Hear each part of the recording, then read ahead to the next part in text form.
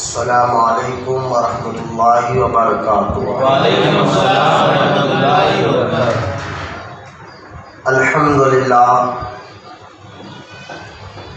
الحمد للہ رب العالمین، والصلاة والسلام علی سید المرسلین وعلی آلہ واصحابہ اجمعین، اما بعد۔ وقال اللہ تعالی فی القرآن المجید: فَأَعُوذُ بِاللَّهِ مِنَ الشَّيْطَانِ الرَّجِيمِ بسم اللہ الرحمن الرحیم۔ ان اولیاؤہ الا المتقون، آمنت باللہ صدق اللہ العلی العظیم۔ وقال اللہ تعالی فی شان حبیبہ الکریم: ان اللہ وملائکتہ یصلون علی النبی یا ایھا الذین آمنوا صلوا علیہ وسلموا تسلیما۔ اللہم صل علی سیدنا و مولانا محمد معدن الجود والکرم وعلی آلہ وبارک وسلم۔ صلاۃ و سلام علیک یا رسول اللہ صلی اللہ تعالی علیہ وآلہ وصحبہ وسلم۔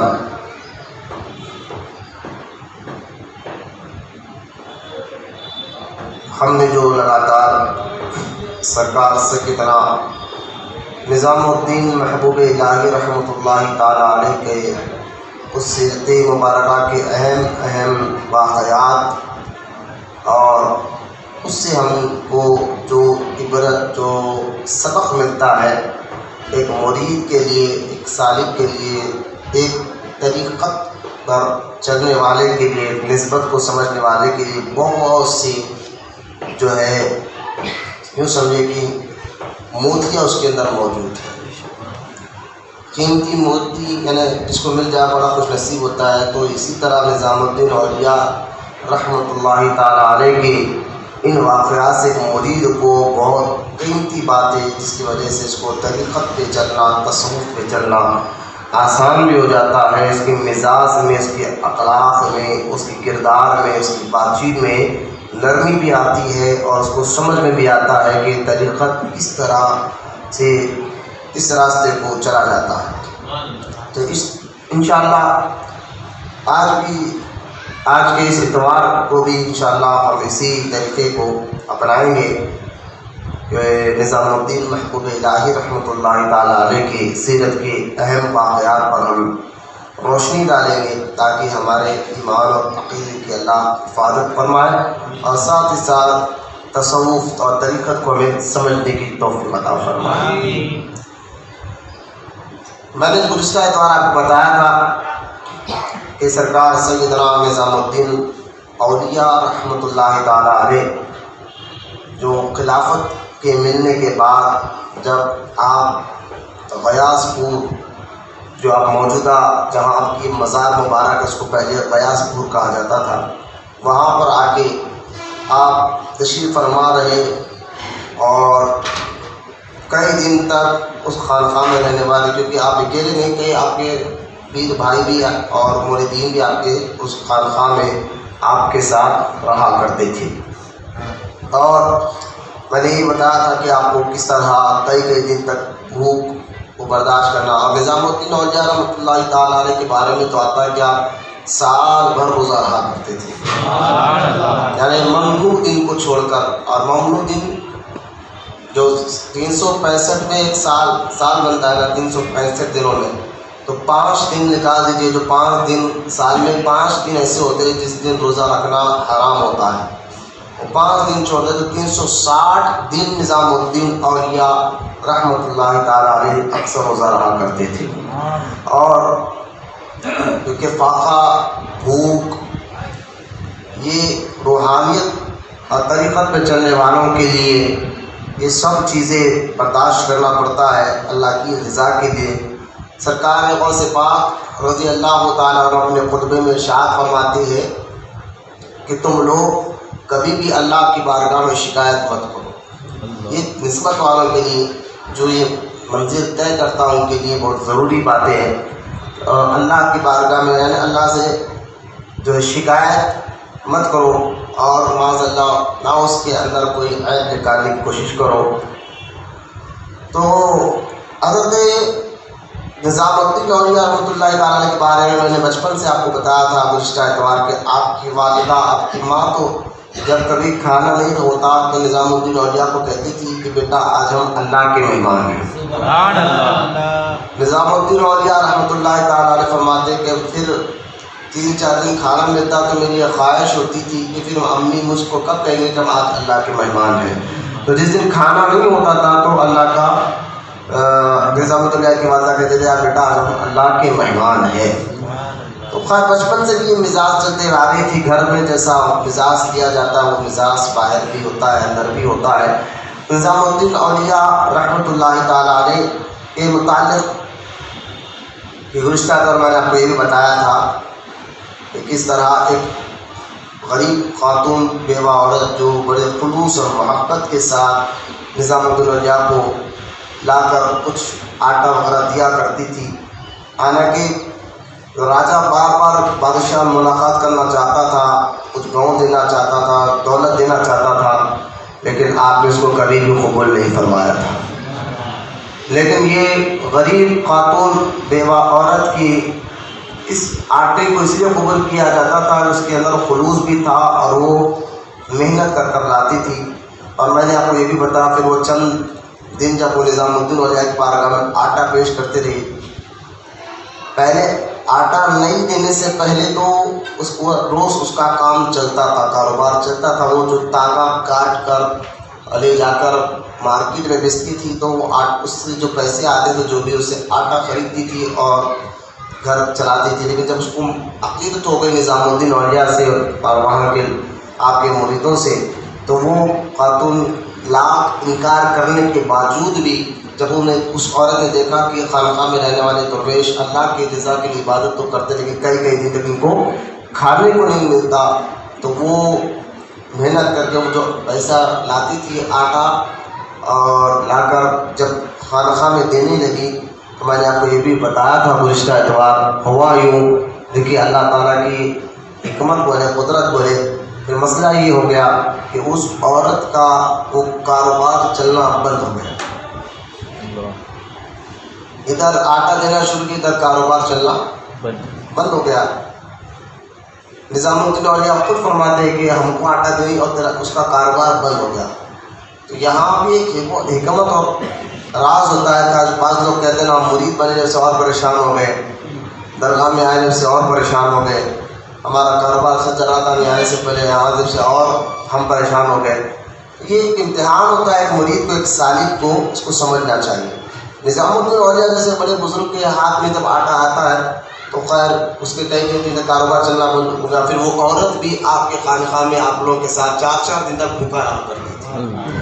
پھر ہوا یوں، پھر میں نے آپ کو یہ بھی واقعہ میں یہ صرف دوہرا رہا ہوں، میں نے گزشتہ اتوار کو اس واقعات کو ڈیٹیل کے ساتھ بیان کیا ہے جو ان کے چینل اسلامی اسٹیٹس پہ موجود ہے۔ میں صرف یاد داشت کے لیے کچھ مریدین جب اتوار کو نہیں آئے تھے تو ان کے لیے بھی ہمارا موضوع کیا چل رہا ہے، ٹاپک کیا چل رہا ہے، کوئی سمجھانے کے لیے میں نے وہ اتوار کی کچھ اہم باتیں پھر سے دہرایا ہے آپ کے سامنے۔ اور گزشتہ اتوار میں نے آپ کو یہ بھی بتایا تھا کہ درویش نے آ کر جب آٹا کھانا مانگا اور اس کھانے کی جو مٹی کی ہنڈی تھی اس نے اٹھا کر پھینک دیا، اور پھینکنے کے بعد کہا نظام الدین ہم نے دنیا کی ہنڈی توڑ دی ہے، اب جو ہے اللہ کرم فرمائے گا، یہ کہہ کر وہ غائب ہو گئے۔ تو یہ اس کے بعد سے نظام الدین اولیاء رحمۃ اللہ تعالیٰ علیہ، اب یہاں سے وہ بات سنیں، نظام الدین اولیاء رحمۃ اللہ تعالیٰ علیہ کو غیب سے فتوحات یعنی نظرانے آنا شروع ہو گئے۔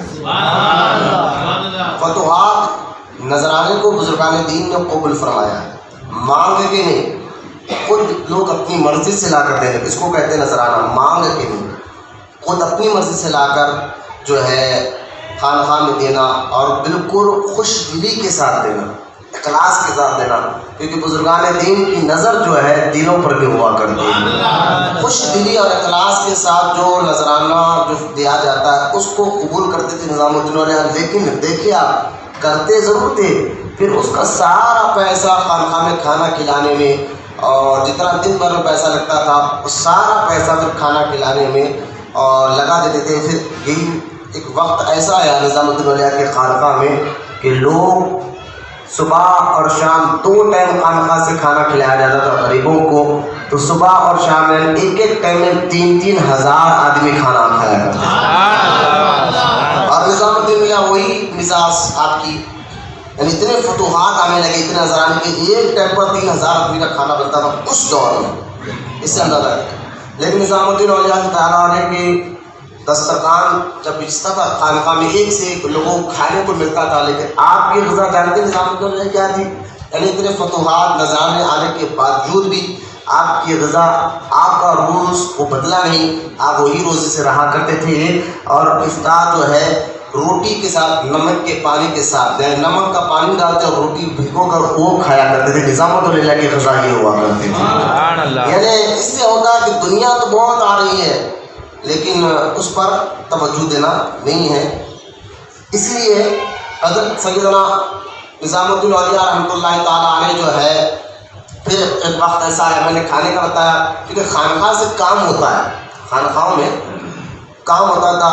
یہ بات اور ہے کہ سلسلہ چشتیہ میں، کیونکہ نظام الدین اولیاء چشتی سلسلے کے ہے، سما یعنی قوالی کا سننا بہت زیادہ اس کو پسند کیا گیا، وہ سنتے بھی ہیں، لیکن اس کے علاوہ بھی خانقاہ میں ہوتا کیا تھا وہ کام آج اکثر خانقاہوں میں نظر نہیں آتا۔ دیکھیے قوالی اور کھانا کھلانا یہ دو کام آج بھی آپ کو خانقاہوں میں نظر آئیں گے۔ قوالی کا پروگرام ہوتا ہے، کھانا کھلایا، اور بالکل نظام الدین اولیاء سلسلہ چشت کے بزرگان کرتے تھے، کرنا چاہیے۔ لیکن تیسرا کام پھر نظام الدین اولیاء کی یہ بھی عادت تھی کہ آپ حلقہ درس دینے جب بیان کے لیے بیٹھتے، درس دینے کے لیے بیٹھتے، تو آپ کے حلقے میں 10,000 آدمی کا مجمع ہوا کرتا تھا۔ یہاں تک کہ آپ کے خانقاہ کی جو چھت ہے، وہ چھت کے ٹھنڈکانے میں تو سب مسئلہ چلتا تھا، لیکن چھت کے نیچے جتنے لوگ آئے پھر چھت ختم ہو گئے، لوگ پھر بھی اور آ کے بیٹھنے لگے۔ خاص طور دکانے میں دھوپ جب زیادہ ہوتی تھی تو نظام الدین اولیاء رحمۃ اللہ تعالیٰ علیہ کی محبت میں لوگ کیا ہے نا سب چھوڑ کر بیٹھا کرتے، جیسا آپ بیٹھے ایسا سب چھوڑ کر بیٹھا کرتے ہیں۔ بولے سبحان اللہ۔ یہ بھی بزرگوں کی عادت ہے ادب کے طور پر، یہ سامنے نہیں بیٹھتے تھے۔ تو لیکن نظام الدین اولیاء نے دیکھا کہ دور دور سے لوگ آئے، خانقاہ بڑھ جا رہی ہے، اور چھت کافی چھت جہاں تک وہاں تک چھوڑ لیں گی، اس کے بعد لوگ دھوپ میں آ کر بیٹھ رہے ہیں۔ تو آپ نے کیا کیا، سارے مریدوں کو کہا کہ قریب ہو جاؤ، یہ جو دور سے آ کر لوگ جو دھوپ میں بیٹھے ہیں، بیٹھے وہ دھوپ میں وہ بیٹھے ہیں لیکن جل میں رہا ہوں۔ یہ تصوف میں ایک سب سے بڑا اہم ہوتا ہے کہ اپنی ذات سے کسی کے اور کو تکلیف نہ دینا۔ بیٹھے دھوپ میں تو وہ ہے لیکن جل میں رہا ہوں، یہ نظام الدین اولیاء فرماتے تھے۔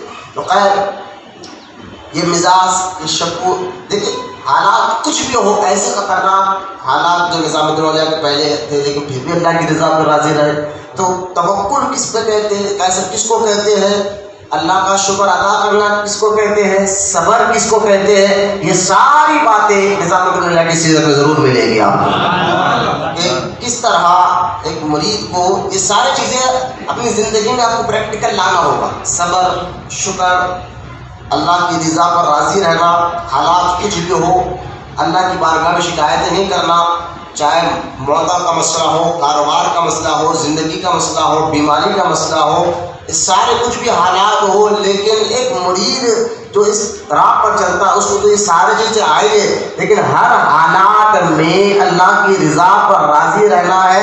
یہی آپ کو سیرت نظام الدین اولیاء میں ملے گا زیادہ تر، یعنی ہر ولی کی سیرت میں ملے گا، لیکن نظام الدین اولیاء کی سیرت اس لیے بیان کر رہا ہوں تاکہ آپ کا ایمان اور عقیدہ اور مضبوط ہو۔ تو حضرت نظام الدین اولیاء رحمۃ اللہ تعالیٰ علیہ کا حلقہ 10,000، اور یہ بھی ایک آپ کی کرامت کی روحانیت تھی کہ اس دور میں میاں نہیں تھا، انگلے وغیرہ کچھ نہیں تھے، لیکن جب نظام الدین اولیاء درس دینے بیٹھتے تھے تو آخری میں بیٹھنے والا آدمی بھی آسانی سے آپ کی آواز کو سن لیتا تھا۔ یہ آپ کی روحانی کا بھی کرم، 10,000 آدمی کا مجموعہ بیٹھا، نہ میاں کا نہ کچھ نہیں، تو یقیناً جو ہے اور آپ عقلی طور پر بھی دیکھیے ٹھٹا جو یو پی میں ایک علاقہ ہے ٹھٹا اس کو کہتے ہیں، وہاں پر اورنگزیب کے دور کی ایک مسجد ابھی بھی بنی ہوئی ہے اور اتنی بڑی مسجد ہے، لیکن اس مسجد کی خاصیت کیا جانتے ہیں آپ؟ یعنی اس مسجد میں 2 سے 3 ہزار روپیہ اس سے بڑھ کر آدمی آتے ہیں ٹھٹا میں، جو مسجد بنی ہوئی ہے اورنگزیب کے دور میں ابھی اس وقت بھی. لیکن امام صاحب اگر مصلی پہ ٹھہر کر نماز پڑھاتے ہیں تو آخری کے سب والے مصلی کو بھی سن جاتا بغیر میاں کے. تو اس کی خاصیت کیا تو انجینئر اس دور کے انجینئروں کا بہت بڑا کمال تھا. یوں سمجھیے آپ کہ انہوں نے دیواروں کو اس طرح بنا، پلروں کو اس طرح بنا کہ جب آواز ٹکرا کر پوری مسجد کو آواز پہنچتی ہے. جب ایک آدمی عقل کا استعمال کرے تو ایسی مسجد بھی بنا کر بتائے بغیر میاں کے. جب امام صاحب نماز پڑھائے تو آخری کے سب والے کو بھی آسانی سے سنے آئے. تو جب روحانیت اس کو اللہ کا فرماتا پھر ان کا کمال کیا ہوگا، ان کی مزاج کیا ہوگی، ان کا کمال کیا ہوگا. تو یہ عقلی طور پر بھی بات سمجھ میں آ سکتی ہے کہ کس طرح اللہ تعالیٰ اپنے نیک بندوں کو روحانیت عطا فرماتا ہے. روحانیت کے لیے تو یہ ساری چیزیں شرط ہے، سب میں ضروری ہے کہ آپ جھوٹ نہ بولیں، غیبت نہ کریں، بدنگاہی نہ کریں. اہم نگاہ راستہ ہے روح تک پہنچنے کا، نگاہوں کی حفاظت کرنا چاہیے. تو لہٰذا یہ ساری چیزیں اور صبر کرنا، حالات کچھ بھی ہو، مصیبت آئے، پریشانی آئے، کسی بھی مسئلے میں بھی. ارے ہم تو درگاہ کو جاتے پھر پریشان کیوں، ہم تو نماز پڑھتے پھر پریشان کیوں. تو آپ کیا یہ تجارت کر رہے ہیں یا عبادت کر رہے ہیں؟ یہ اپنے آپ سے سوال کرنا ہے. تجارت کریں کہ آپ کو کام یہ کریں تو آپ کو یہ فائدہ ملنا چاہیے، وہ تجارت میں ہوتا ہے. عبادت میں ایسا نہیں ہونا چاہیے. عبادت اخلاص کے ساتھ، محبت کے ساتھ اور شوق کے ساتھ کرنا چاہیے. اور حالات کچھ بھی ہو اللہ کی رضا کے لیے ہر وقت عمل کرتے رہنا چاہیے. یہ جو ہے میں سونے کہتا ہوں ان کے محمد جب ان پہ سے پانی کریے جو درود پاک پڑھے ایک مرتبہ. تو یہ جو شوق اور یہ مزاج ہونا چاہیے اللہ والوں کی، یہ طریقہ خاص طور پر یہ تصوف کی باتیں، طریقت کی باتیں ہم کرنا چاہتے ہیں تو یہ باتیں آپ کو سمجھنا ضروری ہے کہ ایک خاص طور سالک ایک عام آدمی اور ہوتا ہے، لیکن جو مرید بننے کے بعد جو راستہ اس کو طے کرنا ہوتا ہے اس کے لیے تو یہ ساری باتیں یعنی ناشکری کی باتیں، بے صبری کی باتیں اور اللہ کی بارگاہ میں شکایت کی باتیں، بزرگوں سے شکایت کی باتیں، یہ تو اس کے لیے ایک زہر ہے، اس کی روحانیت کے لیے ایک زہر ہے سمجھ. پھر وہ کبھی کامیاب نہیں ہو سکتا، اس کو فیض نہیں مل سکتا. ورنہ ہم نے یہ بھی دیکھا کہ بزرگوں کے دن کے پاس اگر اس نیت سے مرید بنے کہ ان کی دنیا اچھی ہو جائے، خالی دنیا، پیسہ، کاروبار، پھر وہ دنیا ہی کے ہو کے رہ گئے، آخرت ان کی بنی نہیں. تو لہٰذا پیر کی محبت اور مریدوں نے کس طرح ثابت دیکھیں، جیسا نظام الدین اولیاء تھے مزاج کے، اسی طرح آپ کے سارے مرید بھی اسی مزاج کے تھے. صبر، اخلاص اور صبر، شکر، ساری چیزیں، قوت برداشت، ساری چیزیں آپ کے اندر موجود تھی. تو خیر حضرت نظام الدین اولیاء آپ نے ایک بار درس دے رہے تھے، کسی نے اٹھ کر سوال کیا نظام الدین اولیاء سے، فرمایا حضور ترک دنیا کیا ہے؟ دنیا کو ترک کر دینا یہ کیا ہے؟ تو حضرت سیدنا نظام الدین اولیاء رحمۃ اللہ تعالیٰ نے فرماتے ہیں کہ میں تمہیں ایک واقعے سے بتانا چاہتا ہوں کہ ترک دنیا کیا ہے. نظام الدین اولیاء نے اس واقعہ سنو. ایک بزرگ تھے جو کئی دن تک ان کو کھانے کو کچھ نہیں ملتا تھا. تو ایک ان کے پڑوس میں ایک اور بزرگ تھے، انہوں نے دیکھا کہ درویش ہے بیچارے، کئی دن بھوکے رہتے ہیں، محنت کرنے کے بعد کہیں ملتا نہیں ہے. تو لہٰذا انہوں نے کیا کیا کہ ایک دن سونے، جب اس وقت تانبے کے سکے اور سونے کے سکے اس طرح چلتے تھے، تو انہوں نے ایک سکہ لیا اور اس بزرگ کو دینا چاہا. تو وہ بزرگ نے جو کئی دن فاقے رہتے تو انہوں نے کہا کہ آج میں نے جنگل میں جو جنگلی پھلی ہوتی ہے اس کو پیٹ بھر کر کھا لیا، اب مجھے اس سکے کی حاجت نہیں ہے. آپ اس سکے کو ضرورت مند کو دے دیجیے، ضرورت مند کو دے دیجیے. تو نظام الدین اولیاء فرماتے یہ ہے ترک دنیا، یعنی جو ملا اس پہ رضا، اللہ کی رضا پر راضی ہو جاؤ جتنا ملا. اب کل کے لیے فکر مت کرو. میں تصوف کی بات کر رہا ہوں، آپ کہیں گے کہ مطلب کل کے لیے اٹھا کر رکھنا کوئی گناہ بھی نہیں ہے، لیکن میں ایک طریقت کی ایک بات بتا رہا ہوں، تصوف کی ایک بات بتا رہا ہوں آپ کو. ورنہ آپ نے کل کے لیے کچھ اٹھا کر رکھا تو یہ کوئی غلط، کوئی گناہ.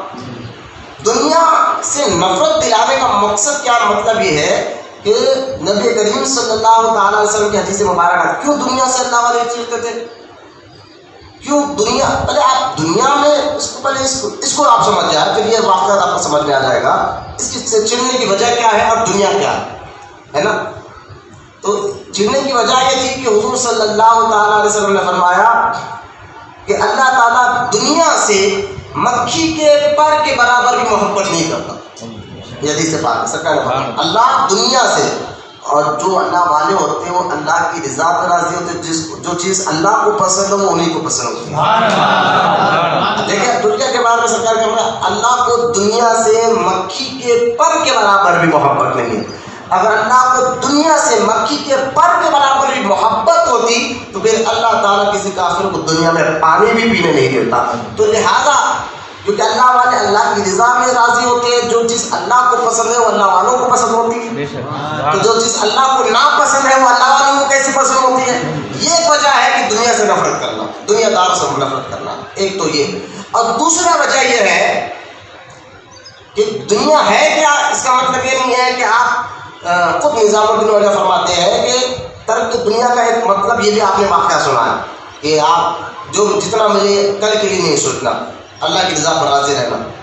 کیونکہ بزرگ کا پیٹ جو ہے پیٹ کو چپک گیا تھا، لیکن انہوں نے جب جنگلی پھلی کھا گئی، جب سونے کا تانبے کا سکہ اس دور میں بہت بڑی بات تھی کہ آپ اٹھا کر رکھتے تو کئی دن تک وہ کھانا آ سکتا تھا، مل سکتا تھا، لیکن انہوں نے کہا میں نے آج کے لیے پھلی کھا لیا، اب اس سکے کو کسی ضرورت مند کو دے دو.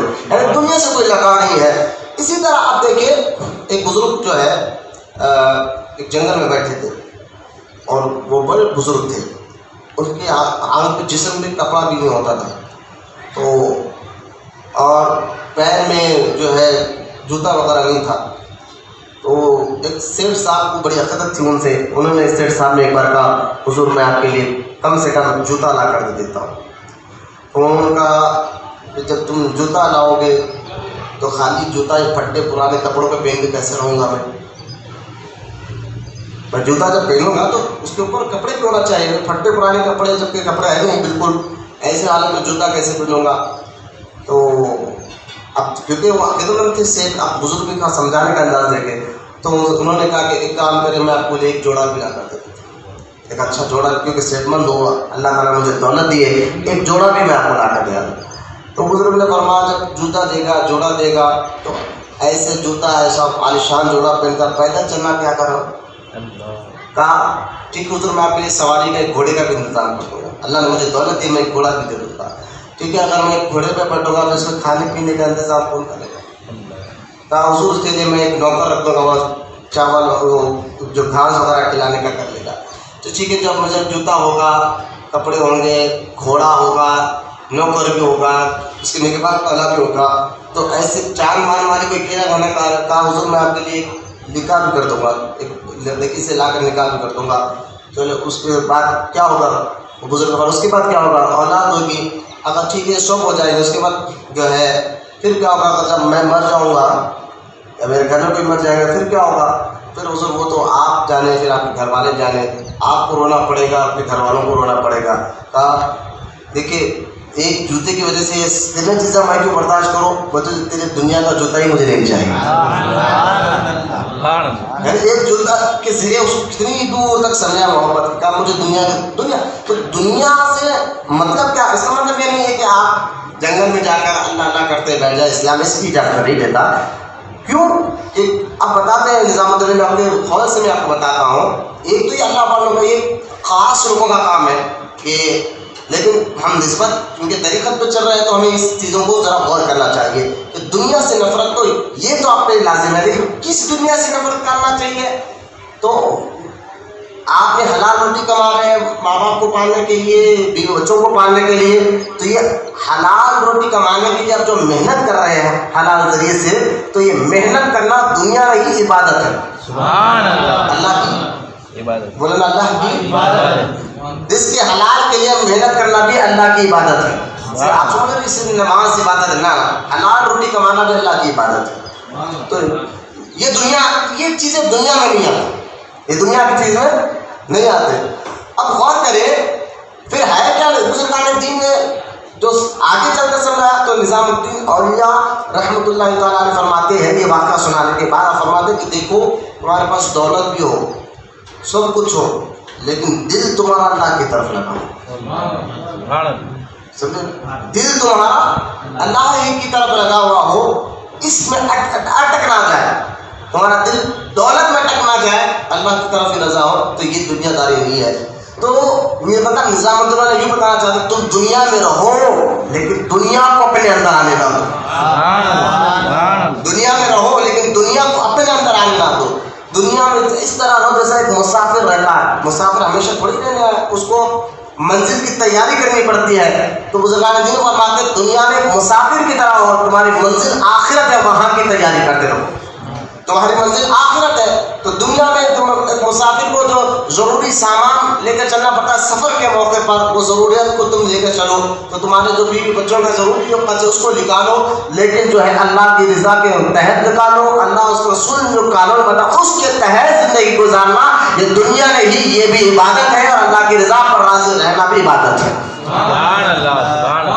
تو لہذا ہاں بزرگان دین، بات بزرگان دین جو ہے کسی امیر سیٹ صاحب کے پیسے آپ نے واقعہ سنے ہیں کہ کسی کے نذرانے قبول کرتے تھے اور کسی کے نہیں کرتے تھے، اور کسی کے نذرانے قبول نہیں کرنے کی وجہ بہت تھی کہ شاید ان کے مال میں حرام ملا ہوا ہوتا تھا، اس لیے اللہ والوں کو اللہ تعالیٰ جو ہے اندر کی نظر سے وہ چیز روشن کر دیتا ہے، اس لیے وہ انکار کر دیتے کہ محمد تیرے پاس سے کوئی مال نہیں چاہیے، تو لہٰذا شک کی چیزوں کو بزرگان دین پرہیز کرتے تھے۔ خیر دنیا کی بات آ گئی تو آج ہم دنیا کی ہو کر رہ گئے، ہمارے پاس سے مسجدوں کی حد تک ہماری یہ ساری باتیں ہو گئی ہے مرید کے لیے بھی، اور صرف خانقاہ کے حد تک رہ گئی، خانقاہ کے باہر بھی اپنی ایسی مزاج ہونا چاہیے، ایسا رنگ ہونا چاہیے۔ اب جب بندہ اس رنگ میں رنگ جاتا ہے نا کہ اللہ کی رضا پر راضی رہنے والا اس کی مزاج بن جاتی ہے، تو انشاءاللہ جب وہ خانقاہ کے باہر میں کہیں بھی ہو پھر وہ نماز کبھی نہیں چھوڑے گا، کہ اس کو پتہ ہے کہ دنیا میں رہنا ہے لیکن دنیا کو اپنے اندر آنے نہیں دینا۔ یہ مزاج پہلے اندر پیدا کرو۔ اب یہ مزاج آئے گی کیسے؟ تو سب سے پہلی بات آپ کو فنا سے شیخ ہونا پڑے گا۔ جب شیخ کے رنگ میں رہو گے نا تو اگلی باتیں آپ کو اور یہ مزاج کا کی بات ڈھل جائے۔ حضرت نظام الدین اولیاء رحمۃ اللہ تعالیٰ علیہ تشریف فرماتے ہیں، آپ کا جو ہے نا اس دور میں جب میں نے آپ کو بتایا کہ خانقاہ کیسی چل رہی تھی، لوگ کھانا یعنی درس ہوتا تھا کئی دن تک، تو خواری کے ساتھ ساتھ کھانے کے ساتھ ساتھ لوگوں کو دین بھی سکھایا، پھر اسی خانقاہ سے بڑے بڑے اولیاء کرام بن کر باہر نکلے، بڑے بڑے بزرگان دین جو ہے سید برہان الدین غریب رحمۃ اللہ علیہ، اگر اورنگ آباد میں آرام فرمانے والے یہ کون ہے؟ نظام الدین اولیاء کے خانقاہ میں پڑھنے والے لوگ ہیں، سید برہان الدین غریب، جن کے آج بھی اورنگ آباد میں مزار کے باہر چاندی کے جو ہے چاندی زمین سے نکلتی ہے اور کچھ دیر کے بعد مٹی بن جاتی ہے، آج بھی یہ کرامت آپ کی ظاہر ہے۔ اورنگ آباد میں اگر آپ جائیں گے تو آج دیکھیں گے تو یہ سید برہان الدین غریب ہے کون؟ یہ محبوب الہی نظام الدین اولیاء کے خلیفہ ہے، سید زرزری زربق، یہ اتنے بڑے بڑے بلند بزرگ ہیں، ان کے ہاتھ کے نیچے 1400 ولیات ہیں۔ اللہ کرے سید برہان الدین غریب رحمۃ اللہ علیہ، سید زرزری زربخش رحمۃ اللہ تعالیٰ علیہ، ان کے ہاتھ کے نیچے بڑے بڑے اولیاء ہوں تو سوچئے کہ خود نظام الدین اولیاء کا خانقاہ میں تیار ہونے والے لوگ کیسے تھے ہوں گے۔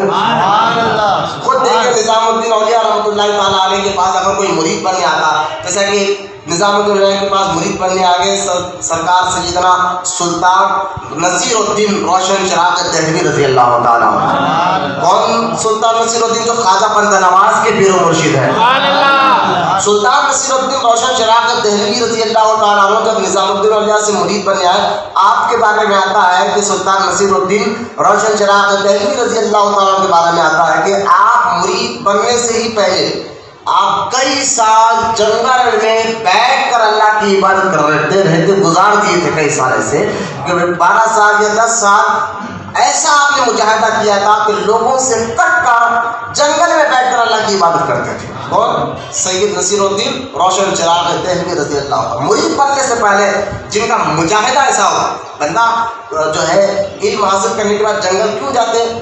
کیونکہ اگر ایک بندہ جنگل میں دور ہٹ کر اللہ کی عبادت کرتا ہے تو کئی گناہ سے بھی محفوظ رہتا ہے، جیسے کہ غیبت، خیر اللہ والے ویسا تو غیبت کرتا نہیں، لیکن پھر بھی بتا رہا ہوں میں آپ کو کہ زبان زیادہ تر کام، جب آس پاس کوئی بات کرنے والے نہیں تو ہمیشہ زبان ذکر میری دی ہے. تو جنگل میں جانے کا مقصد بتا رہا ہوں کہ کس طرح ورزش ہوتی ہے اپنے آپ کی جسم کی. کہ جنگل میں اس لیے جاتے تھے اللہ والے کہ نہ آس پاس کوئی رہتا تھا جسے آپ بات کریں اس سے ہوتا کیا تھا, نہ ان سے کوئی ملاقات کرتا تھا, تو زیادہ وقت ان کو اللہ کی عبادت کرنے میں ملتا تھا, خاموش رہتے, اور وقت پہ سونا, وقت پر اٹھنا, اپنے ہاتھ سے کام کر لینا, کھانا پکانا, یہ سب اپنے ہاتھ سے کر لینا, یہ سب ایک مجاہدہ ہوتا ہے اپنے نفس کو, اپنی انانیت کو, اپنی عقل کو نکالنے کا. اس لیے اللہ والے زیادہ تر جنگل میں جا کر عبادت کرتے تھے. آپ کیونکہ آپ جب جو جنگل میں رہتے تو یقیناً اگر کوئی اللہ والے جنگل میں رہتے تو آس پاس کوئی جب کوئی لوگ ہی نہیں ہے تو آنکھوں کی بھی حفاظت ہو جاتی تھی, زبان کی بھی حفاظت ہو جاتی تھی, کان کو غیبت سننے سے حفاظت ہو جاتی تھی. یہ سارے فائدے ہوتے ہیں جس سے یہ کان, یہ آنکھ, یہ منہ ہے نا, یہ ایک ذریعے ہے روح کو روحانیت پہنچانے کا. ہاں, اس لیے کم بولنا, کم سونا, کم کھانا یہ بزرگوں کی عادت رہی. یہ اس سے روحانیت مضبوط ہوتی ہے. تو اگر آپ اس کی عبادت کریں گے تو یہ ذریعے روح کو طاقت دلانے کے. تو اس کے لیے مجاہدہ کا مطلب ہے محنت کرنا, مشقت کرنا. تو مجاہدہ اس لیے کرتے تھے اللہ والے. آج تو ہمارے لیے مجاہدہ تو چلیے, میں آج کے مریضوں کے لیے کہوں گا 5 ٹائم کی نماز ان کے لیے مجاہدہ. 5 ٹائم کی نماز تم پوری سنت و نوافل کے ساتھ پابندی کے ساتھ پڑھ لو. کتنی دیر ہے 1 ٹائم کی نماز کے لیے ہے. اتنا سننے کے بعد بھی اپنا حق دھرمی پہ رہنا, وہی حرکتیں کرنا, اور اس طرح کی حرکت کرتے ہیں کہ تعجب ہوتا ہے یار, تمہیں آخرت سے اللہ سے کوئی شوق ہی نہیں ہے, پھر فارمیلٹیز کیوں کرتے ہو؟ یہ غور کریں نا. تو آج کے ملک کم سے کم 5 منٹ کی نماز پڑھیں. آپ کو ایک نماز کے لیے 10 منٹ لگتا ہوں, فجر کے لیے, ظہر کے لیے. کم سے کم 10-15 منٹ تمہاری آنکھ کی بھی حفاظت ہے, زبان کی بھی حفاظت ہے, آنکھ کی بھی حفاظت ہے, کان کی بھی حفاظت ہے, اور 15 منٹ تم اللہ کے لیے ہیں. بولے یار سبحان اللہ. اگر یہ دیکھا جائے دیکھ 15 منٹ ہی ہمارے لیے 15 سال کے ایسا بوجھ دکھتا. نماز ہوتی رہتی ہے تو ہم باہر ٹھہریں گے تو نماز کے بعد آئیں گے. یہ مزاج ہماری بنتے گئی ہے. کیوں؟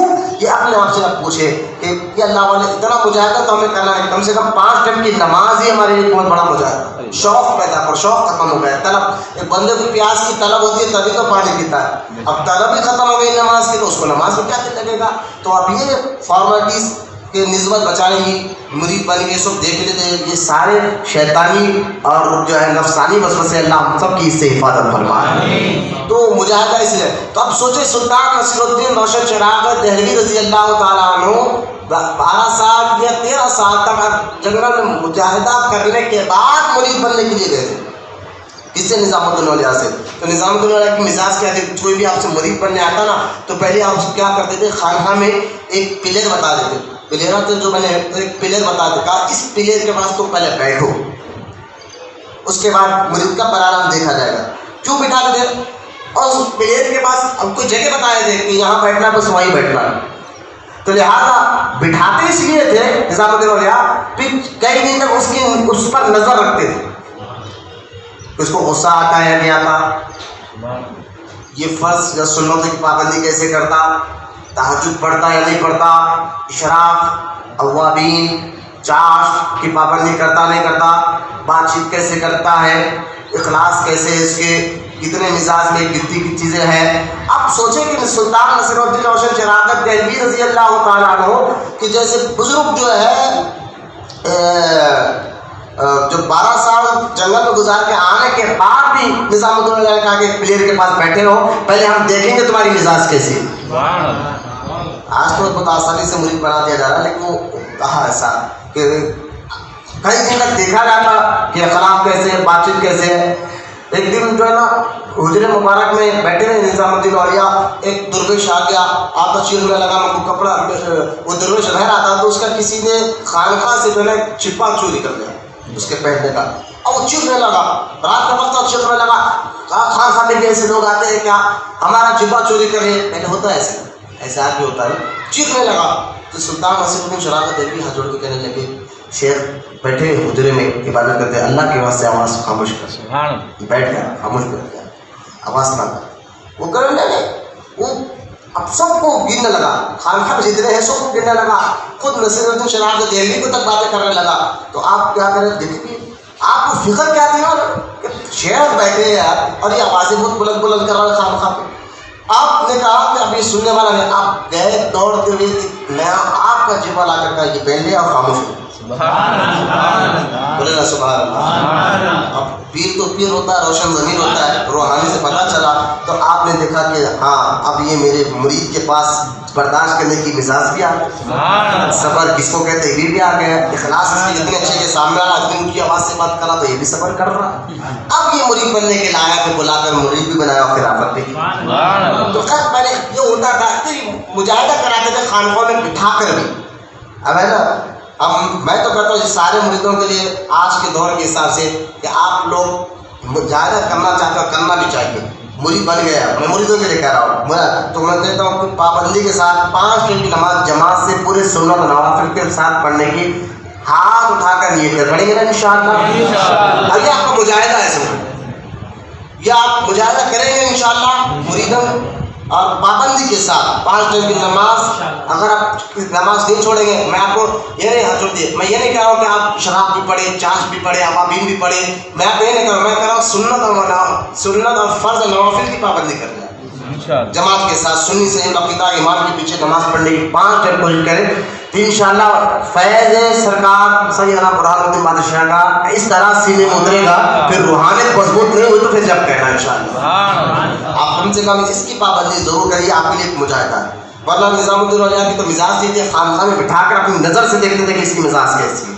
آپ یہ کم سے کم آج کے بعد انشاءاللہ کوئی نماز نہیں چھوڑیں گے, انشاءاللہ جماعت کے ساتھ اور اخلاص کے ساتھ پڑھیں گے, کہیں پر بھی ہو آپ نماز نہ چھوڑیں سنت نوافل کے ساتھ. حضرت نظام الدین اولیاء رحمۃ اللہ تعالیٰ علیہ سے پاس آپ کے جو اخلاق, آپ کے جو مزاج تھی, وہ سارے ہندوستان سے دور دور تک آپ کا شہرہ ہو چکا تھا.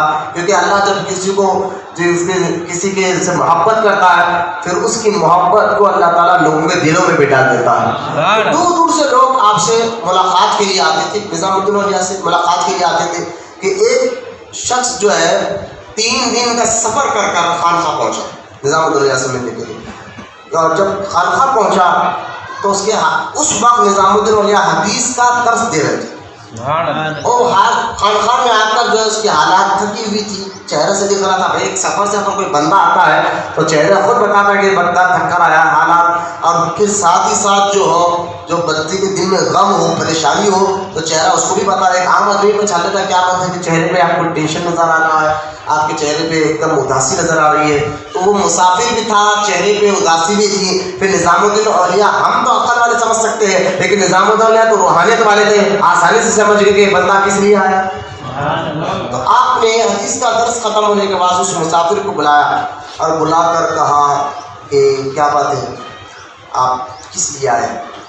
تو مسافر نے کہا حضور میں کیا بتاؤں, کیونکہ وہ ہچکچانے لگا بات کرنے کے لیے, بات اپنی بات کیوں ہچکچانے لگا, ڈر لگا. نظام الدین اولیاء کچھ خاص مرید کے آس پاس بیٹھے ہوئے تھے, تو ان کو دیکھا وہ ذرا ہچکچانے لگا, اب ان کے سامنے میں اپنی بات کیسے بولوں. تو نظام الدین اولیاء سمجھ گئے اور اشارہ اپنے مریدوں میں جاؤ, اٹھو باہر جاؤ.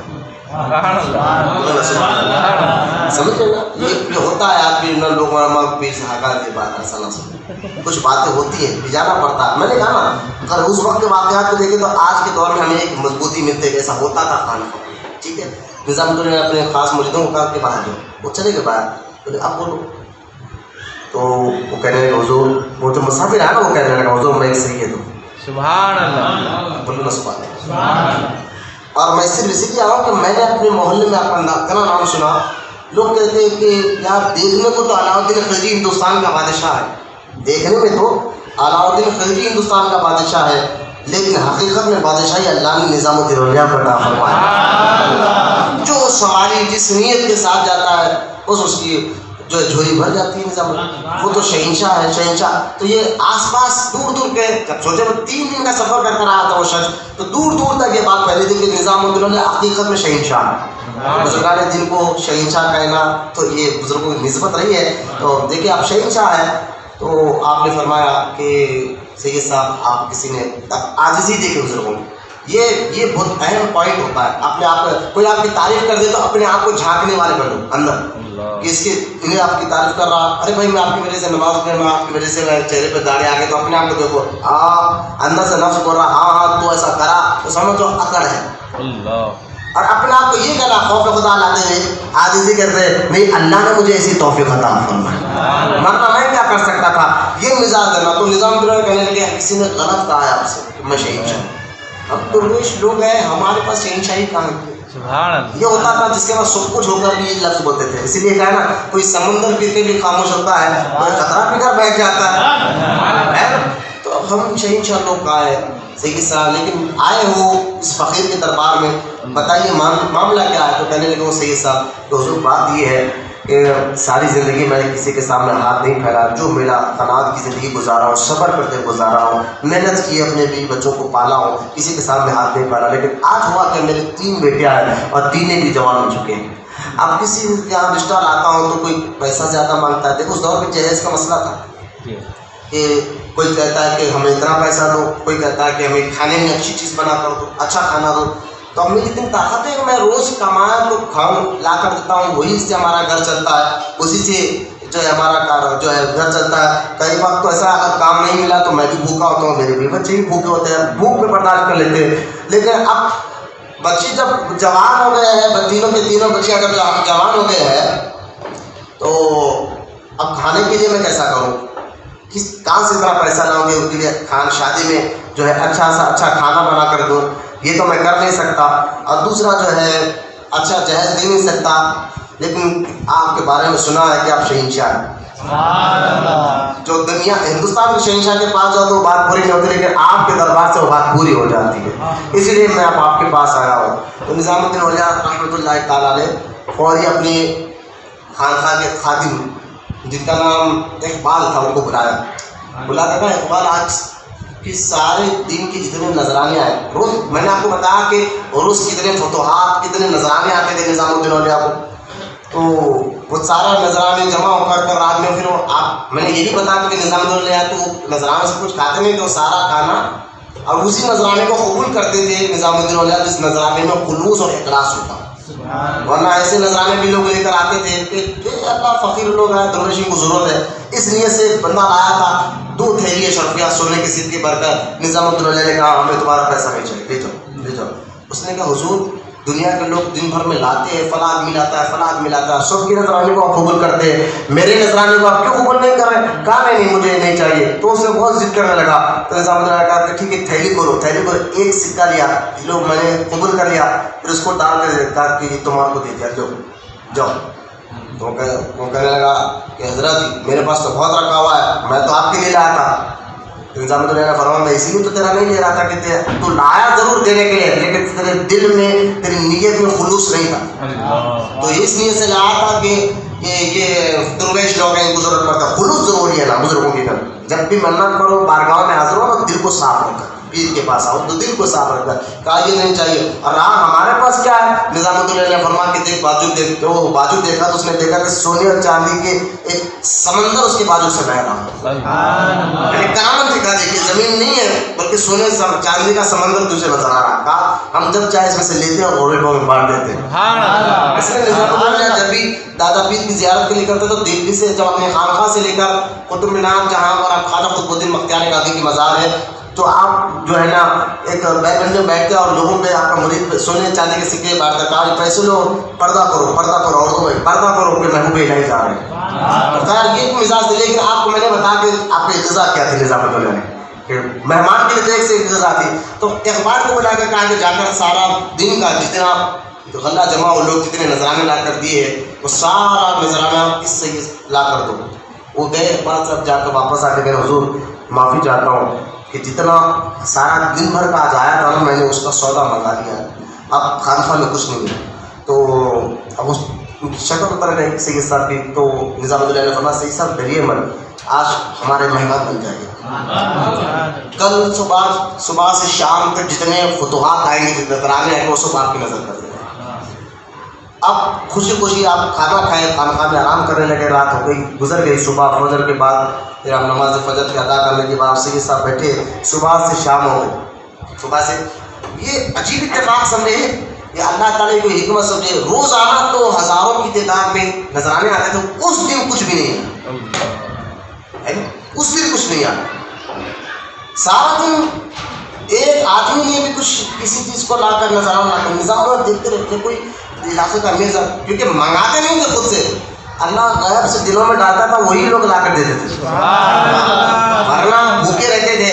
ایک کسی نے جا کر پڑوسیوں کو کہا کہ تمہارے پڑوس میں بھوکے رہ رہے ہیں اور تم لوگ جو ہے کئی دن وہ درویش بھوکے ہیں اور تم لوگ کھا پی کر کھاؤ نا۔ پڑوسی بڑا ہمدرد تھے، ان لوگوں نے کیا کیا، کھانا لے کر خانقاہ پہنچ گئے اور خانقاہ پہنچ گئے، نظام الدولہ ہاتھ دھو رہے تھے۔ نظام الدولہ سمجھے کہ غیر کی بات ہے بھائی، لوگوں کے دلوں میں اللہ نے ڈالا ہوگا کہ ان کو کھانا کھلاؤ، اس لیے آئے ہوئے۔ نظام الدولہ بھی ٹھیک راضی ہوئے کھانے کے لیے ہاتھ دھو رہے تھے، ہاتھ دھوتے دھوتے اس پڑوسی نے کہا اللہ اس آدمی کا بھلا کرے جس نے ہمیں کہا کہ یہاں درویش بھوکے ہیں۔ اب آپ نے ہاتھ دھونا چھوڑ دیا، کہا نا، کسی نے آ کر کہا تو میں کہ ہم لوگ بھوکے لے لے جاؤ کھانا۔ اللہ ہم سمجھ رہے غیب سے اللہ دلوں میں ڈالا نا وہ چیز کو ہم قبول کرتے ہیں، بات سمجھ رہے، غیب سے دلوں میں ڈالا اس چیز کو ہم قبول کرتے ہیں۔ یہ مدد نہیں ہے، یہ مزاج تھی نظام الدولہ کی۔ تو جو نذرانے آتے تھے تو جا کر کوئی مرید منگتا نہیں تھا، لوگ خود اپنی مرضی سے لا کر دیتے تھے، اور اس کے اندر خلوص بھی دیکھا جاتا تھا کہ کس لیے دے رہا ہے۔ تکبر سے دے رہا تو اس کو بڑھا دیا جاتا تھا دروازے کے بعد سے، آؤ دعا میں چلے جاتے ہم تمہارا پیسہ قبول نہیں، تو خلوص سے دیتا تھا ان کے نذرانوں کو، اور جس کے نذران کے خلوص ہو گئے تو اللہ ان کو کتنی دولت سے نوازتا تھا ان کا خیر۔ تو دوسرے دن کوئی بھی جو ہے آیا نہیں، سارا دن نظام الدولہ بڑے کرب میں رہے، بے چین رہے، آتا تو میں صحیح صاحب کو دے دیتا کوئی، خیر میں نے کہا حالات کوئی بھی ہو اللہ کے رضا پر حاضر ہے۔ ایک دن گزرا تو نظام الدولہ نے عشاء کے بعد سید صاحب کو بلا کے کہا سید صاحب ہمت مت ہارے، تسلی دے دیں محبت کے ساتھ، کہا ہمت مت ہارے، آپ نہیں آ تو کیا آپ مہمان اور ایک رات گزار لیجیے، کل جتنا آئے گا صبح آپ کو دے دیا جائے گا۔ آپ جو ناراض تھا تو وہ کیونکہ سید صاحب پڑھے لکھے بھی تھے اور درویشوں کا ادب جانتے تھے، بزرگوں سے محبت بھی تھی، وہ خاموش رہے، اور سید صاحب نے کہا ٹھیک ہے حضور، آپ نے کہا میں ایک رات اور رہ جاتا ہوں۔ رات گزری پھر صبح، اب دوسرے دن بھی کسی طرف سے ایک نذرانہ نہیں آیا، دوسرا دن گزر گیا، اب کہیں سے نذرانہ نہیں آیا، کسی نے لا کر نہیں دیا۔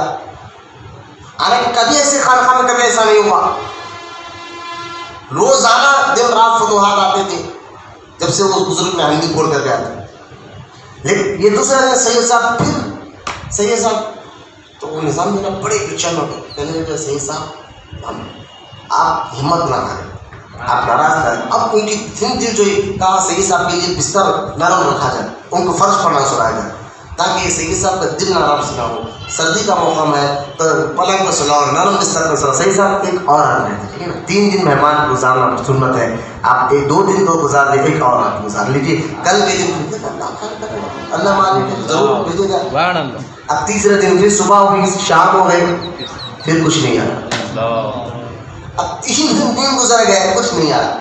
اب تو سید صاحب کا چہرہ بالکل اتر گیا تھا، اب آنکھوں انداموں سے نظام الدولہ کے آنکھوں میں آنسو تھے۔ نظام الدولہ نے فرمایا سید صاحب کیا کریں، ایسا کبھی ہوا نہیں، لیکن تو وہ سید صاحب کہنے لگے حضور آپ مایوس نہ ہو، شاید میری قسمت ہی ہے، سید صاحب کہنے لگے قسمت ہی ہے، آپ نے تو کچھ، اب جاؤں تو کیا کیسے جاؤں، لوگ کہیں گے کہ اتنا بڑے شہنشاہ کی طرف سے خالی آ گئے۔ نظام الدولہ فرماتے ہیں ہم خالی تو آپ کو بھیجائیں گے نہیں، ہے تو کچھ نہیں، باز ہے 3 دن گزر گئے، آپ نے دیکھے اب آپ کو جانا ہے، لیکن فقیر کے کچھ جوتے ہیں وہ لے لیں۔ کہاں یہ جو جوتے نا فقیر پہنتا ہے، اب اس کو میں آپ کو دینا چاہتا ہوں، آپ اس کو رکھ لیں، اب اس کے میں خالی تو نہیں دے سکتا آپ کو۔ اب وہ جوتے تھے پہننے کے لائق، لیکن اس کو کوئی ریت آئے یہ نہیں ناممکن تھا، اتنے دھس چکے تھے، پہن تو سکتے تھے لیکن بیچ نہیں سکتے تھے، یوں سمجھیے۔ اب وہ سید صاحب توڑنے لگے کہ یار ٹھیک ہے، جب خالی جانا ہے تو لیں گے، صحیح لے لیں گے۔ اب لے لے کے جو ہے بغل میں رکھ سلام کیا، سید صاحب نکلے۔ 3 دن کا سفر تھا، دن گزرا، رات گزری، پھر رات دن گزرا، 2 دن گزر کے سید صاحب راستے تمام سوچ رہے یار میں اتنی دور سے آیا حضرت کے پاس، میرا وقت بھی برباد ہوا، ٹائم بھی برباد ہوا، اپنے آپ میں سوچ رہے یار تیری تقدیر کیسی ہے، تجھے کچھ ملا نہیں، ملا تو ایک جوتے ملے، کیا ملا تجھے؟ اب اتنے بڑے لوگ کہتے ہیں وہ شہنشاہ ہے، شہنشاہ کا دربار کوئی خالی نہیں جاتا۔ اب فطرت ہے نا، نفس تو کہنا کہ سب شکایت کر ہی دیتی ہے، جیسا مرید آج کتنا ہی پیر سے محبت کرو، کہنا کہ اوڑتا ہی ہے کہ ان سے کیا مل رہا ہے بھائی، انہوں کیا کرے بھائی، اس طرح پاتے سید صاحب کو دل میں جبر دے پاتے۔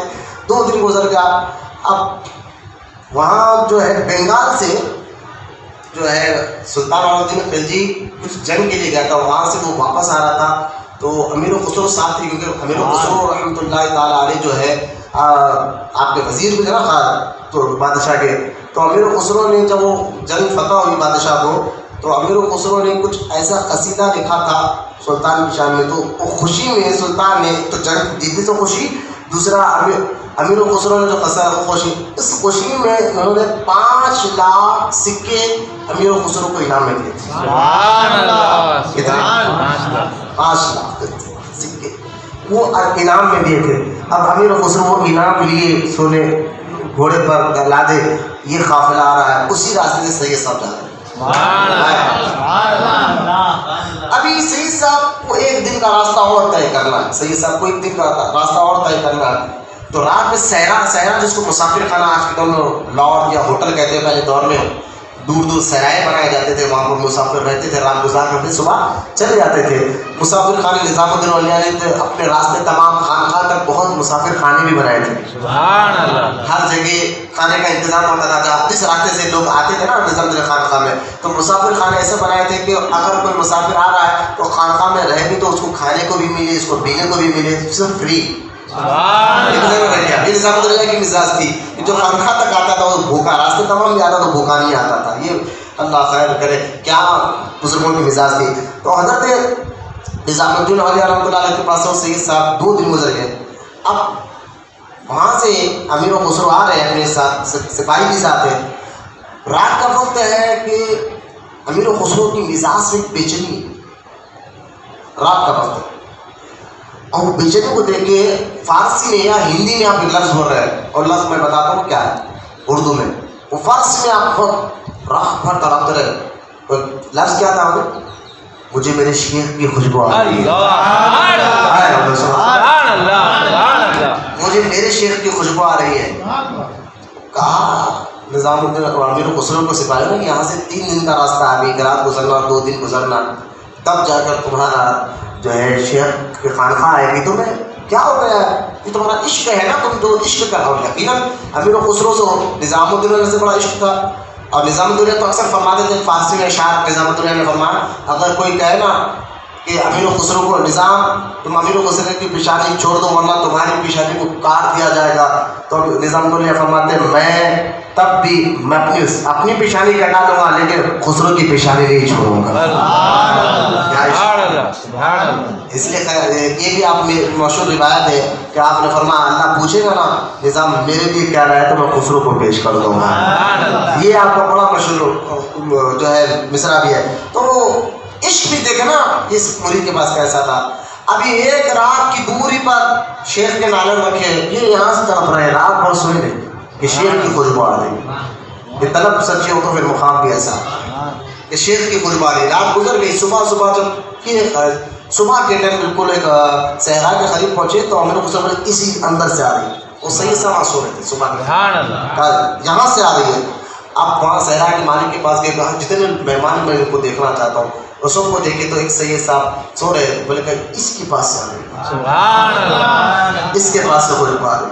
اس کو اٹھا کر کہا کہ اے شخص میں تیرے انپا سے بوئے شیخ سن رہا ہوں، شیخ کی خوشبو تیرے پاس سے آ رہی۔ تو وہ سید صاحب کہنے لگے بوئے شیخ میں بات سمجھا نہیں، کہا کہ میں دیکھ رہا ہوں کہ میرے پیر کی خوشبو تیرے پاس سے آ رہی ہے۔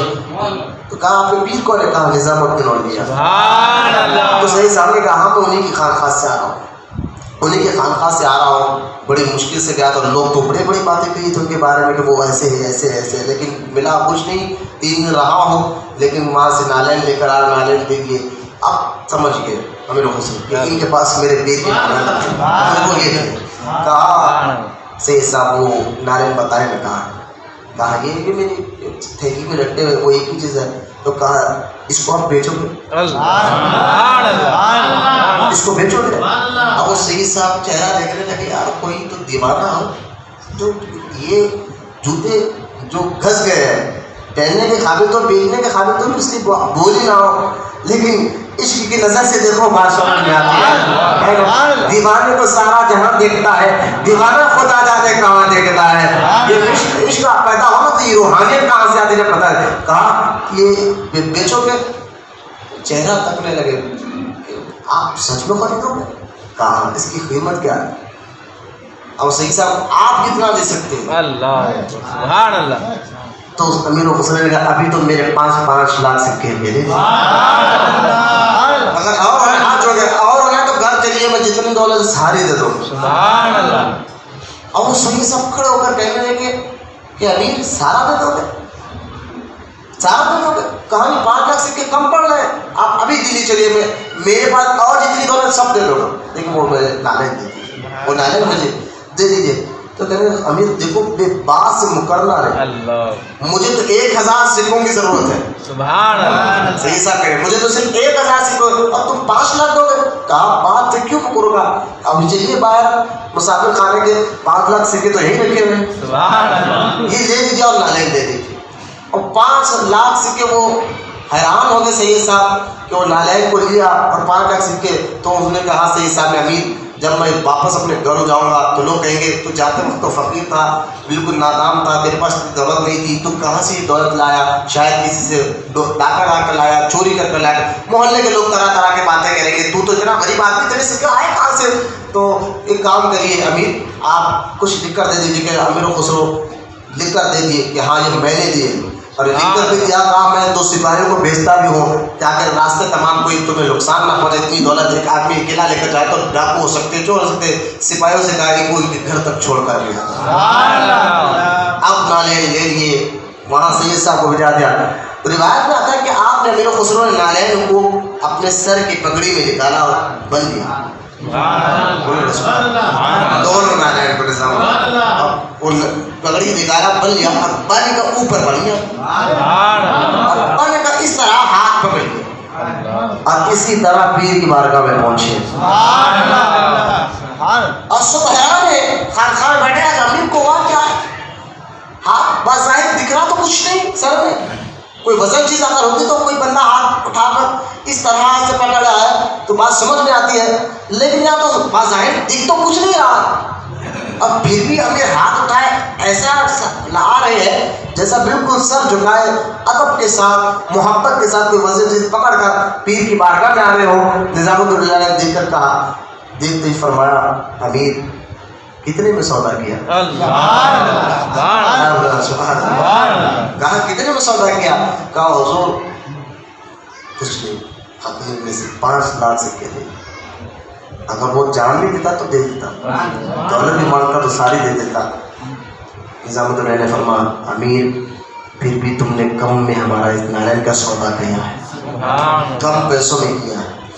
جان دے دیتا، سرکار ساری دولت دے دیتا، تم کہا نظام پھر بھی اس طرح فدا نہیں ہوتا. یہ عشق اس کو کہتے ہیں فنا فی الشیخ ہونا. تو جب شیخ کی فنا، اس لیے امیر خسرو رحمۃ اللہ تعالیٰ علیہ کے بارے میں سرکار نظام الدولہ فرماتے ہیں میری مزار کی زیارت سے پہلے خسرو کی زیارت کر آؤ، وہاں زیارت کر کر میری بارگاہ میں آؤ تو اللہ تمہاری دعاؤں کو ضرور قبول فرمائے گا. اس لیے آج بھی دیکھیں آپ نظام الدولہ کی بارگاہ میں جاؤ تو پہلے لوگ امیر خسرو کی بارگاہ میں زیارت کرتے ہیں، پھر وہاں پر پہنچتے ہیں. تو ان واقعات سے عشق کا پیر سے عشق کیسا ہونا چلتا ہے یہ پتہ چلتا ہے. صبر، شکر، اخلاص، یہ ساری باتیں نظام الدین محبوب الہی رحمۃ اللہ علیہ. اب دیکھیے آپ ایک آخری بات سن کر میں بات ختم کر رہا ہوں. سلطان علاؤدین خلجی سے تو نظام الدین ملے نہیں، 7 بادشاہ گزرے لیکن علاؤدین خلجی سے عقیدت مند تھا لیکن آپ ملے نہیں. اس کا ان سے مرنے کا اس کا بیٹا قطب الدین مبارک بیٹھا اور وہ کہنے لگا نظام الدین سے کہ دیکھو حضرت آپ کے چاہنے والے بہت ہیں، میرے کئی وزراء کئی بغیر سپاہی آپ کے مرید ہیں، لہٰذا آپ کانپور دلی چھوڑ کر چلے جائیے. کیا معلوم آپ بغاوت کر دیں گے، سارے وزیر سپاہی تو آپ کے ہے ہی غلام، ان لوگ ہم کو مار کر آپ بادشاہت لے لیں گے. جبکہ وہ جانتا تھا کہ آپ کو بادشاہت سے کچھ لگاؤ نہیں ہے، لیکن جلن تھا، حسد تھا. اب یہ بار بار کہنے لگا، نظام الدولہ کہنے لگے کہ بھائی میرے پیر کے حکم سے بیٹھا ہوں، میں جانے والا تو نہیں ہوں. تو اس نے سر عام جو ہے نا محل میں گالیاں دینے لگا نظام الدولہ کو، سب کے ساتھ گالیاں دینے لگا. کہا اس کو تو میں بھجا کر رہوں گا، چھوڑوں گا نہیں. اب حالات کچھ بھی ہے نا، پھر صبر بھی کرنا ہے، اس کو بولتے ہیں روحانیت رکھتے پر بھی صبر کرو. خاموش بیٹھے گالیاں دے رہا ہے. اب گالیاں دیتے رہتے. اب حدیث پاک میں بھی ہے جس نے ملک سے دشمنی کی اس نے اللہ سے جنگ کی. تو ہوا یہ اس کا پیشاب بند ہو گیا. قطب الدین مبارک کا پیشاب بند ہو گیا. ایک دن دو دن بڑے بڑے طبیب آئے, ڈاکٹر آئے, تو کہیں پر بھی اس کا علاج نہیں ہوا. جب علاج نہیں ہوا تو اس کی ماں بڑی پریشان ہو گئی کہ کیا بات, ہندوستان کا بادشاہ ہے, اس کی پیشاب بند ہو گیا. اب اس کی شدت کی تکلیف سے رات بار بار چیخنے لگا, چلانے لگا. تو کسی نے ان کی ماں کو کہہ دیا کہ حضرت اصل میں بات یہ ہے ملکہ کہ آپ کا بیٹا نظام الدولہ گالیاں دیتا تھا, وہ نہ ہو یہ اسی کی وجہ سے ان کا پیشاب آنا بند ہو گیا ہے, تو لہٰذا آپ جائیں. اب یہ گئے خانقاہ میں. اب حیران ہو کے نظام الدولہ کے ملکہ ہند ہمارے خانقاہ میں, آپ نے کیا بات ہے, کہا آپ میرے بیٹے کو معاف کر دیں. تو آپ نے بہت کچھ دیر خاموش رہے, اس کے بعد دیکھ کر کہا کہ میں ہم معاف نہیں کریں گے, معاف نہیں کریں گے. اگر معاف کرنا ہے تو اس شرط پہ معاف کریں گے, آپ کو بیٹے کو کہو کہ ساری سلطنت ہمارے نام کر دیں. وہ حیران ہو گئے, ملکہ ہے بھائی یہ تو درویش کو سلطنت سے مطلب کہ آپ کہتے ہیں کہ بادشاہی ہمارے نام کر دیں. تو گئے, ٹھیک ہے میں اپنے بچے سے کہہ کر بادشاہی آپ کے نام کرا دیں گے. وہ گئے, جا کر بچے سے کہنے لگا دیکھ تیرے کو جو تکلیف ہے وہ نظام الدولہ کی بے حکومتی سے, اگر تو اس تکلیف سے نجات دلانا ابا کچھ بھی کرو نجات دلا, بہت تکلیف ہو رہی ہے, تڑپ رہا تھا مچھی طرف دل سے. کہا اما کچھ بھی کرو ہمیں نجات دلا دو, نجات دلا دو. تو کہا انہوں نے شرط لگا کیا وہ سلطنت ان کے نام کر دے, بادشاہ تو ان کے نام کر دے. کہا جاؤ میں نے ان کو نام دے دیا. ماں خوشی خوشی آئے, کہا کہ سلطنت آپ کا نام کر دیا گیا ہے, اب تو بھی آپ معاف کر دیں, دعا کریں اس کے حق میں. آپ نے کہا نا جب تک وہ لکھ کر نہیں دیں گے نا, نظام لے گئے ایک پیپر پہ لکھو اور بڑے بڑے وزراء کے سامنے جو خاص خاص وزیر ہوتے ہیں ان کو بلا کر ان کے سامنے لکھ کر ان کی دستخط دے کر ان کی بھی دستخط لے کر بھیجے نا تب معاف ہوگا. ملکہ ہند حیران ہے, یار ان کو تو حکومت سے واسطہ نہیں ہے, یہ راز کیا ہے.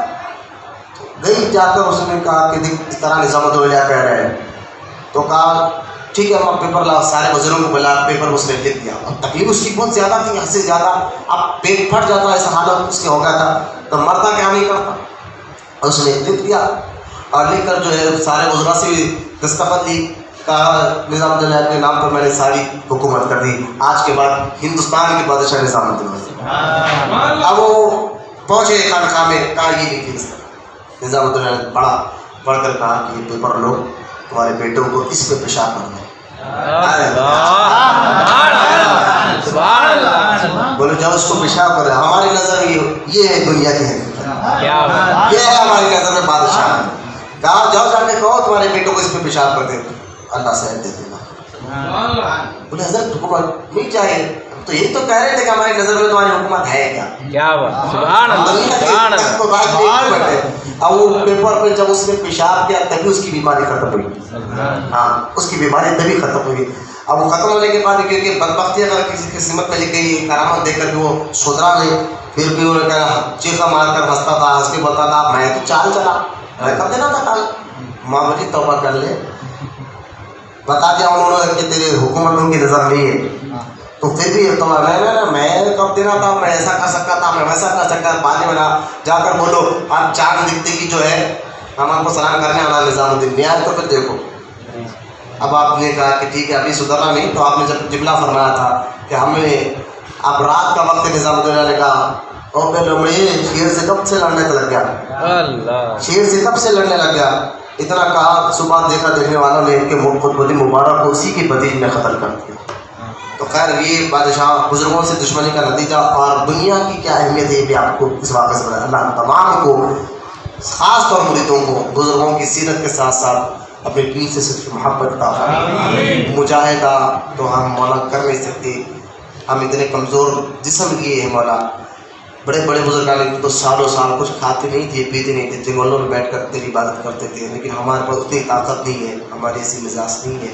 ایک حضور کے غلام میں بزرگوں کے چاہنے والے ہیں مولا, کم سے کم مرتے دم تک آخری سانس تک 5 ٹائم کا نماز با جماعت اخلاص کے ساتھ پڑھنے کی توفیق عطا فرما, ہمیں سچا عاشق رسول بنا, اور قیامت تک ہماری نسلوں میں اللہ عاشق رسولوں کو پیدا فرما.